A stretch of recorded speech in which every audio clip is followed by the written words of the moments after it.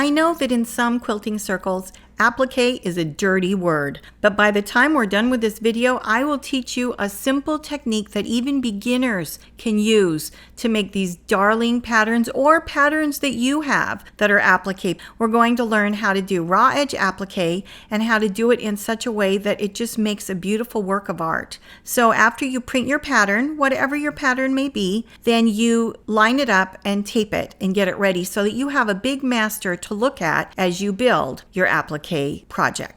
The important tool you need is freezer paper. There's a shiny side and a dull side, and we're going to trace on the dull side. If you don't already have freezer paper in your studio, it's time to get some. There are so many great uses for freezer paper, but this applique is important. So you simply trace the pattern pieces on the dull side and get it ready to trim. You can see I'm just cutting around and getting it so it's reasonable, and then I'm cutting around it, leaving an edge. As we choose the fabric that goes on the different pieces, and that's what we're doing now, then we can iron that on. I'll show you how to do that and trim it. The first thing we're doing is making a master on our master. So you can see that I chose that yellow for the head, and now I'm choosing, I want the feathers on the dodo bird to have 3 colors. So I'm cutting the 3 colors, and then I'm going to cut little swatches, and with my little glue stick I'm going to glue them onto my master. That way, when I want to know what fabric is the letter B supposed to be in, it's on the master and I can just know at a glance, and it really cuts down confusion. So every single applique piece is being assigned a color right now. And that is one of my tricks to organize my brain so that I don't get confused. And as I choose the fabrics, you can see I'm looking, okay, I need these 3. Here, I'm doing this one, I need these. I put them right on top of the fabric that they're going to be cut out of, and then I put them in the pile on my ironing board so they're ready for me to assemble. Here also, I go to the next one and the next one and the next one until I've done every single fabric that is needful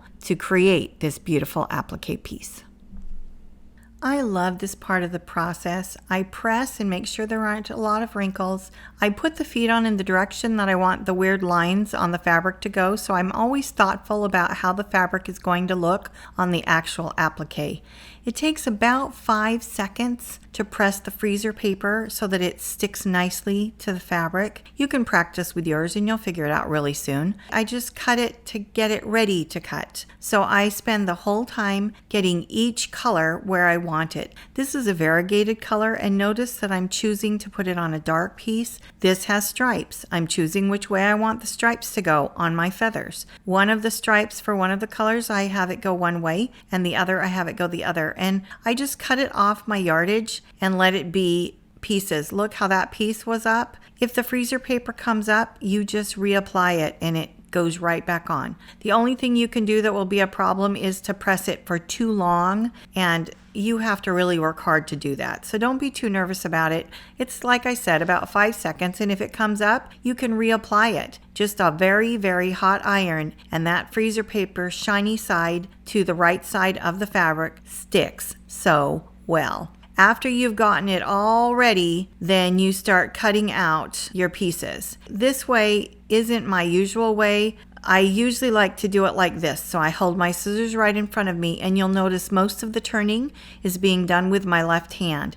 It just feels more accurate that way. You have more control over the cutting and your scissors, and it goes really, really fast. I told my daughter I majored in circle cutting in college. I was really an elementary ed major, but I would tell people when they asked what my major was, what's your major? Circle cutting, and it works for this. So if you didn't major in circle cutting, don't worry, you'll be able to acquire this cutting skill in no time. For the black part of the eye, I decided to use Minky. You don't have to, you can use cotton. I just really like how it looks. And so notice I said no about the iron because anything polyester will melt. So don't use the iron if you're going to do polyester. I know I constantly tell you it's the most fun, but this part really is fun. You set your background, and I make my background way bigger than the pattern says because I like to cut it down later. But I set my background. I put the guide on top of it so I can see exactly where I want those feet, and then I pull the freezer paper off the feet because the feet are where I'm going to start this project because that is what I'm going to build off. They're kind of in the center. So once I put them where I want them and I'm happy that they're there, then I get them ready, I pin them where they belong, and I have them to guide where I put the rest of the body. But first I have to start with the feet because the feet are what we sew on first. So I'm pinning the one foot away because obviously that back foot needs sewn on first. And I'm going to demonstrate this with the domestic machine. Normally I have a long arm and I like to applique and do this with the long arm, but I want you to see with my domestic machine. And it works really well. You just sew around every piece and you put them on. If you don't want to do it on your long arm and you don't have a long arm, you can just do it right here on your regular sewing machine. So you just choose how far away you want to be. It's a little less than an eighth or about an eighth. There isn't a right answer to how far away you do this when you do rouge applique. It's very personal and it's how you want it to look. So you decide how far away you want it. And then notice how I just pin that out of my way, but then it lays perfectly where I want it. And I start sewing around. Every single time I start to sew, I put my needle down in a place that will be covered by the next piece of applique, so it won't show my start and stops. Once the feet are appliqued on, I call that my anchor piece. Whichever piece on any applique you sew on first, it anchors the piece so you know where to build the rest of your project, whether it's the motorcycle or some other object. Once I have the anchor piece on, I've put it underneath and you can see that I'm peeking through, laying on the tail feathers, making sure they work, making sure everything is there, and then I just build it. And you can kind of see, even in the film, that I can see through the fabric to see the guide underneath. And I don't have to put my feathers exactly where they are on the guide, but close enough is close enough. And I lay them out, deciding which one goes behind, which one goes next and next and next.